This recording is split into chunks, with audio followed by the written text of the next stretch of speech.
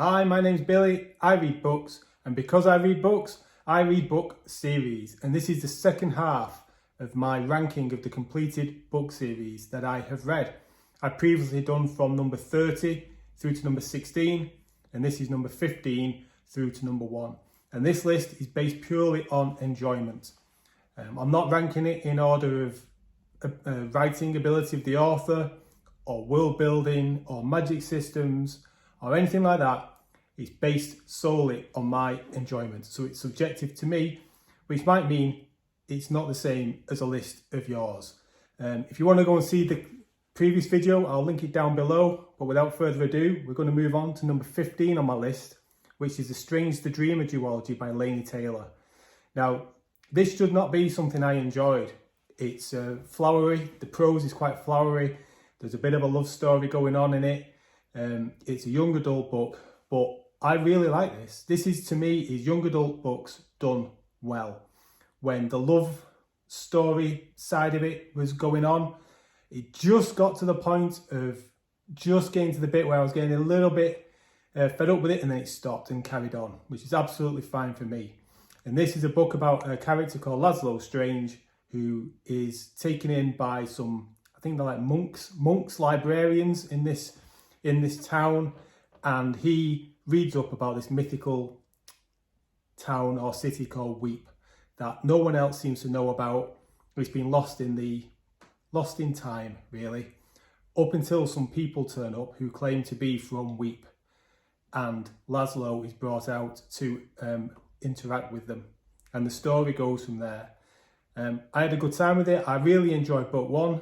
Book 2 was okay. I didn't enjoy it as much, but it had a satisfying ending, and I had a good time with it. Number 14 is the Fitz and the Fool trilogy from the Realm of the Elderlings by Robin Hobb. And this was a really good conclusion to the series. I had a good time with it. It just fell into that little bit of, it took a bit too long for things to happen. Robin Hobb can write quite slowly. The pace can be quite slow, but by this point in the series, coming towards the end, you're following a character who you've spent an awful lot of time with. It's like putting on a comfortable pair of slippers again for that first book. Second book was a little bit slow, but then the third book is the culmination of everything you've been reading. It's coming towards an ending that, if you've read Robin Hobb books, you know you're going to be feeling it in here, and it didn't disappoint. And it was well worth the read to get through to this final trilogy, and it was really good. Not my favourite part of Realm of the Elderlings, which we'll talk about in a bit, but very enjoyable none the least. At number 13 is the Silo series by Hugh Howey. This is science fiction. It's about it's a dystopian story where some disaster has befallen the world, and humans are now living in these giant silos underground, and to go outside is certain death. It's about following the people in this silo. They have their own society in there. They have their own concerns, their own worries, their own problems, and there's always going to be some form of dissent against the rules that are in place. And it's really good. There's been a TV series made of it recently, which I believe people are speaking quite fondly of, and I would definitely give this a go. Book 2, again, middle book was okay, but book 1 and book 3, really, really good. I had a great time with this series. It went to places I wasn't really expecting it to go to. I had a really good time with it. I highly recommend, if you want to read science fiction but you don't know where to start, if you want something that's not too big of a commitment, it's not full of hard science or anything like that, give Silo by Hugh Howey a go. Number 12 is the Impossible Times series by Mark Lawrence. Now, Mark Lawrence is an author who doesn't seem to work for me. I really enjoyed this, but I did not like his Red Sister series, and it's not on any of these lists because I didn't complete that. But Impossible Times is like Stranger Things meets Back to the Future. It's just really good. It's to do with time travel, going back in time. We're following these kids, and they love playing Dungeons and Dragons and board games in the house. It's just really, really good. The time jumps, the going back in time and fixing things and paradoxes. If you're an avid science fiction reader, you may have read hundreds of different types of stories like this. But when I read this, I hadn't read one of these before. I had a great time with this. I really enjoyed it. It was like going back in time for me into the past. It was like reading a book format of Stranger Things in a way, but without a whole load of monsters and all that kind of stuff. Really, really good. I don't see many people talk about this. Most people talk about Mark Lawrence's Prince of Thorns series or his Red Sister series. But for me, Impossible Times was really good. Check it out. Coming in at number 11 and just missing out on the top 10 is Mistborn Era 1 by Brandon Sanderson. Now, this might be like heresy to some people, the big Sanderson fans in the fantasy community. But to me, over time, this has kind of faded from my memory, which is why it doesn't make the top 10. I can only remember 2 characters' names when I was thinking about it. Vin being one of them, and Kelsior, is that the other one? I can't remember any others. And that's one of the reasons why it dipped down, because even though I had a good time with it to start with, and I thoroughly enjoyed the series, I can't really remember that much about it. This book is, it's obviously it's a fantasy series, and it's following a bunch of, well, it's following a street urchin, I think her name is, called Vin, who gets taken in by a band of rebels, I suppose you want to say it, because the Emperor, the Great Lord, again, I can't remember what his title is, had won and was ruling over society.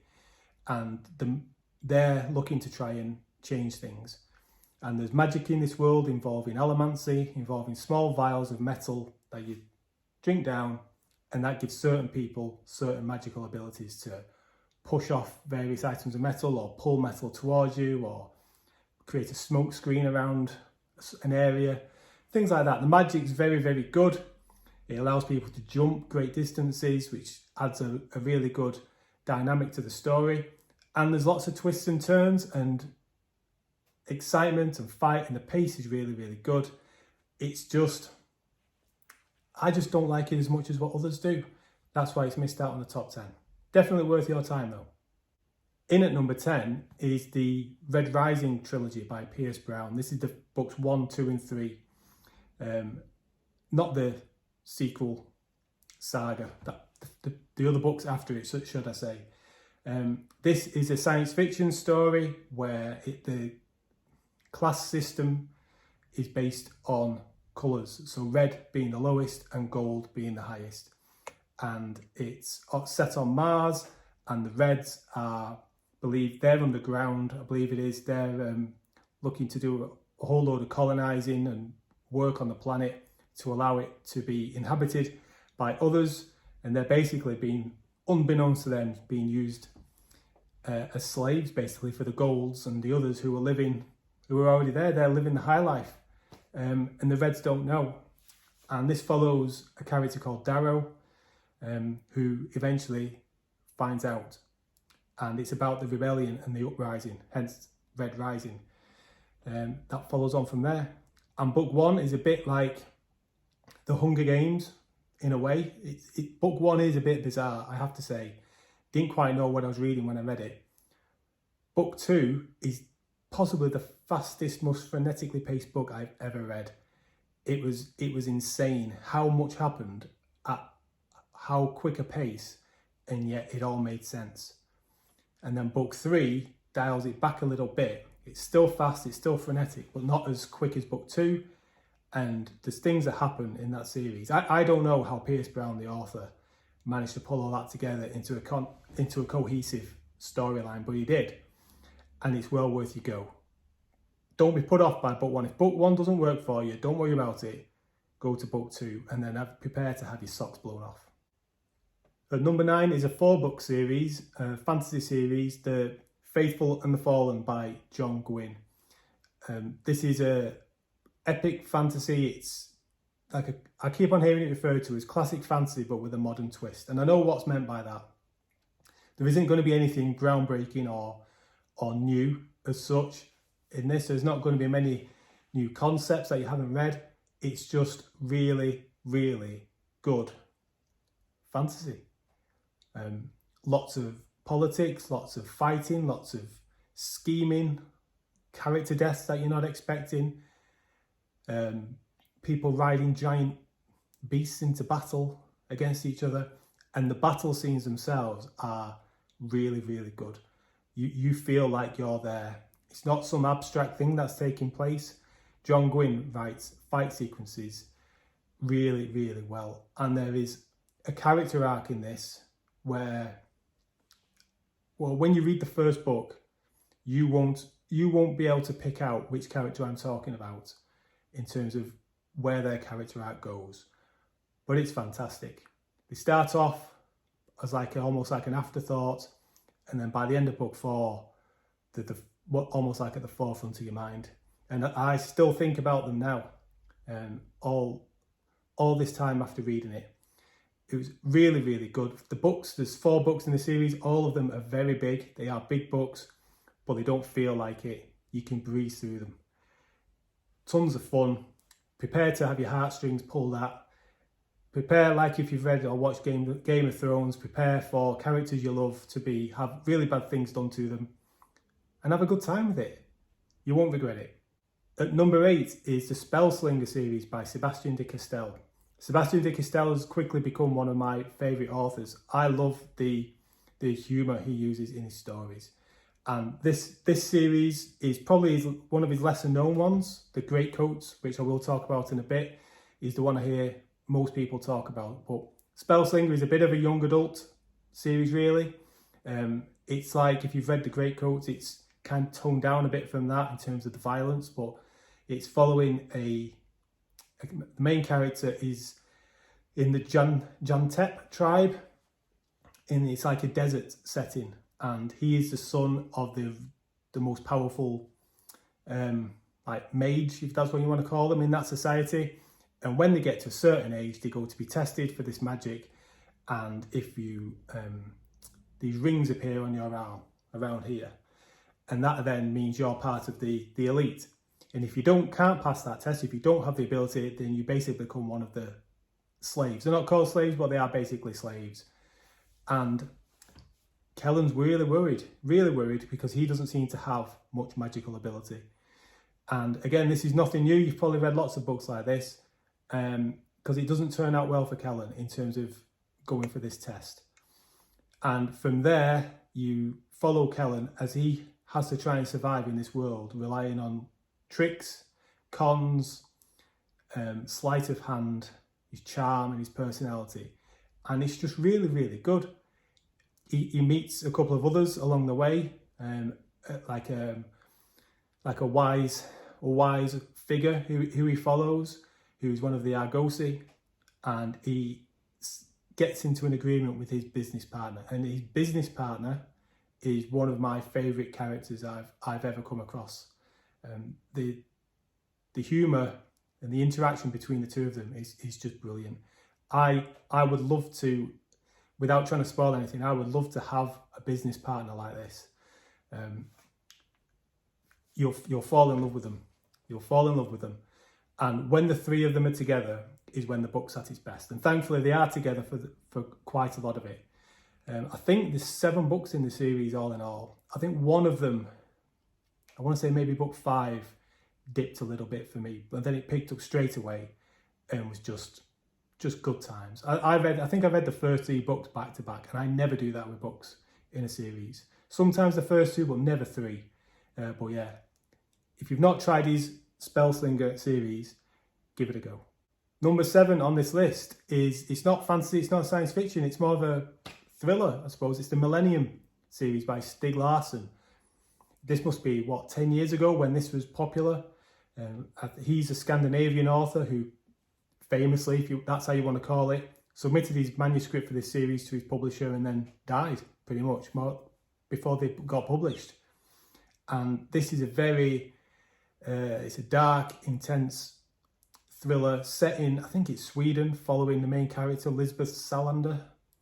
And it's just, she's a very, very engaging character, troubled character, and stuff she goes through is pretty bleak, pretty grim, and I can't really say much more. I can't really remember a great deal about it, to be fair. There was the film of the girl who kicked the hornet's nest, the girl who plays with fire, things like that. You've probably seen them being made into TV series, made into films, but the books are really, really good as well. If you're looking for a series outside of fantasy or science fiction, and you don't mind reading something a bit darker, it does have some concerning themes in it. If you are a bit, if you're someone who wants to know trigger warnings, then consider trigger warnings for that book series, but it's definitely worth your time. Number 6 is the series I mentioned just before. It's The Greatcoats by Sebastian de Castell. And where I've said, like with Mistborn, where I can't remember much of the characters' names, well, Falkio, Kest and Brasti are stuck in my mind and will be for forever, really. They are just the best, 3 really good mates who are the king's travelling magistrates, almost, trying to dispense justice in this land. However, the king is no longer around and the Greatcoats are looked down on, almost scorned really, but they hold true to their values and they get embroiled in various adventures and schemes, and their friendship is tested to the extreme in quite a lot of places.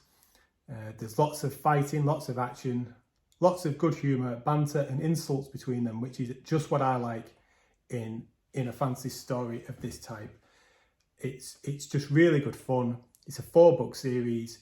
Book 3 was a little bit of a step down from the others, but all in all, I had a fantastic time with this. This is the series that just cemented Sebastian de Castell as a must-buy author for me. I love his stuff. I love the interaction he has with his main characters and how well they gel together, and the personalities and the sense of camaraderie is fantastic. Check out The Greatcoats.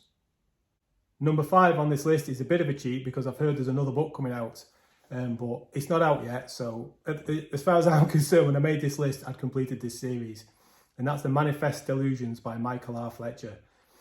This is a bonkers, off the wall series. It's where delusions are reality. So if you think you can see other versions of yourself, well, you can. And the more you believe that you can see other, like in a reflection in the mirror, and that other person in the mirror is a different version of you, then it actually is. And the more deluded you become, the more powerful that delusion is.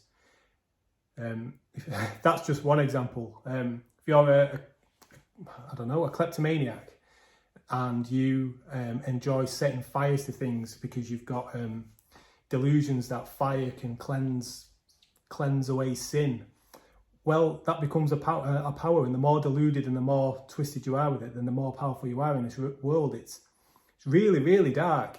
And a lot of the words and the terminology used is based on German. Some words I believe are German words, but with a different meaning, and others are kind of played with a little bit. So it has a true meaning in German, but not quite what it is referred to on the page. So some of the words I can't pronounce them. It's like these big, long, massive German words. I don't know how to pronounce them, but it doesn't matter because I get the idea. I get the idea when I'm reading it what that word means. And you follow 3 characters, and they are not nice people. As you can probably imagine living in this world, they are not nice people. Most of the time, they're kind of plotting to themselves how they're going to murder the others that they're with, but they have to kind of stick together to survive, even though all they want to do is kill each other. So as you can imagine, they're not pretty nice people, but what they are is funny. Especially Witchtig.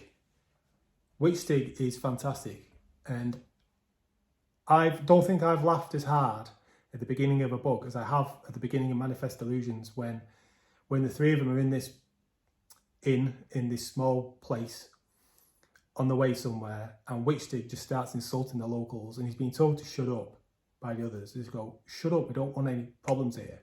But what he does is he just starts saying it louder and more vulgar. And that sets a tone, really. Give it a go. See what you think. Go into it with an open mind, and a lot of the time you'll be reading it like, oh my word, what am I reading here?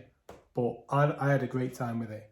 Check out Manifest Illusions by Michael R. Fletcher if you want something a bit darker. And number 4 of my completed series is the Farsier Trilogy by Robin Hobb. This is the very first 3 books in the realm of the Elderlings, and I had a great time with this. I loved it. I loved being in Bookkeep. I loved all those characters you get to meet there. I loved the lore and the history that was presented to you at the beginning of each chapter. I loved hearing about other things that were going on the continent and in the world that was kind of like, always just like happening over there, but you know it's going to have some actual ramifications. I loved the relationships between them all. I loved how Robin Hobb started breaking my heart with what was happening with some of the characters. You could really feel for them. The magic system, as that gets explained, is fantastic, and the fact that there's more than one bit of magic in the world as well was really, really good. And to me, this is just a really, really good introduction to the characters and the series. And even though the books are all titled Assassin This and Assassin That, it's not really about assassinations. It's not like loads of fighting and combat. You know, assassinations and the art of being an assassin is an important part in the storyline, but it's not the be-all and end-all. And I just really, really enjoyed it. It's not my favourite part of Realm of the Elderlings, which we will get to shortly. But yeah, that is a series, that is a trilogy of books that just cemented all those characters well and truly into my heart and into my mind, and they will stay there forever. But even though they stayed there forever, they will be joined alongside the residents of Bingtown from the life ship traders from the Realm of the Elderlings, which is at number 3 of my all-time completed series. This is the second trilogy in the Realm of the Elderlings, whereas in the first one we follow the characters of Bookkeep. We then go in this one to whole different characters somewhere else, possibly a different continent, possibly, I'm not quite sure, in a place called Bingtown. And even though to me that is a bit of a crap name, I can forgive that because everything else about that series is just fantastic. And this is more like a seafaring story in a way, which again isn't my thing really, but this series, I could get over that. You follow the Vestrits, who are a seafaring family who own a life ship, and the life ship is bonded with that family from this wood that eventually, through the blood of the families using those ships, comes to life basically and is a sentient being and can talk through the figurehead. Is that what it's called at the front of the ship? The ship head, the figurehead, whatever it's called. And it can talk. And it has a really close link to that family. And it's about the Vestrit family and the stuff that goes on in Bingtown. There's pirates. You follow lots of other characters as well. The story goes off and you get introduced to people from other places. The Rain Wilds, which we've spoken about on probably the other video I did on this. And it hints and opens up so much more in the world. It opens up the scope, and there's some of the things that happen in this series. I swear to you, I was there. I was there and I saw it happen. I witnessed it with my own eyes. I wasn't sat reading a book. I was there watching it, and that's why it's ingrained so clearly in here. There is some cinematic scenes that happen where it was like I had this bird's eye view of what was going on the waves. And yeah, this series and these characters is an all-time. It's an all-timer for me. This will, if I'm still doing these videos in 10 years' time, I expect this series to still be up there as one of my all-time favourites. People quite often say, when you talk about Realm of the Elderlings, do I have to read the live ships? Because I enjoyed what was going on in book one with those characters. And if I read the live ship traders, well, it goes off on following different people. Seriously, you will enjoy in the end not reading about the people from Farsier, because you will fall in love with what's going on with the live ships. and you need to read it because it ends up all tying together when the Realm of the Eldlings concludes. But even though I've just gushed about The Live Ship Traders by Robin Hobb, at number 2 is the First Law Trilogy, the very First Law Trilogy by Joe Abercrombie. And whereas Robin Hobb writes very purple prose in a way with a lot of slow-paced storytelling and character development, and she's not afraid of doing some bad things to her characters, Joe Abercrombie's the same, except it's far more violent and brutal and gruesome. The story, I mean, what is the plot? I don't know what the plot is for this series. You've got some all-time great characters in this series who you can open up that book on any page, read a paragraph of dialogue, and you'll know which character's talking. Just because of the voices are so different. They have their own way of speaking. They have their own clear voice on the page and in your head. And it's incredibly violent and brutal and dark. And one of the things that with this series that I like, it's a grimdark fantasy series, it's 3 books, but I enjoyed some of the sub-characters, some of the side characters, and even the side characters who aren't maybe the main 3, they're not throwaway characters. They have their own personality, they have their own presence on the page. And there were times when some of these side characters were sat around a fire in the woods, and there was a palpable sense of uncontrolled, murderous violence was about to erupt. And I've never felt that before, reading a book. I have never felt that, just that conflict just from some people sat around talking who you don't really know that well, but they're written in such a way that you just thinking someone is going to get their head hacked off. Because those are the kind of characters you're following. And even though these characters are horrible, nasty, violent, brutal, murdering people, you like them and you stick up for them and you want them to succeed, even though they might be torturing someone. Maybe they're going on a murderous rampage. Maybe they're a deceitful, conniving, backstabbing, selfish so-and-so. But you want them to succeed. And that's one of the great things about Joe Abercrombie's writing, is he can write terrible, terrible characters, but in a really relatable way, in a compelling way, and that just keeps you glued to the page, even though there might not actually be a plot.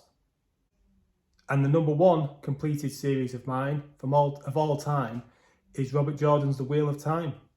This is a 14-book series, I believe. I read this from the age of about 17 up to my mid-30s, and then read it again, and then read it again, pretty much.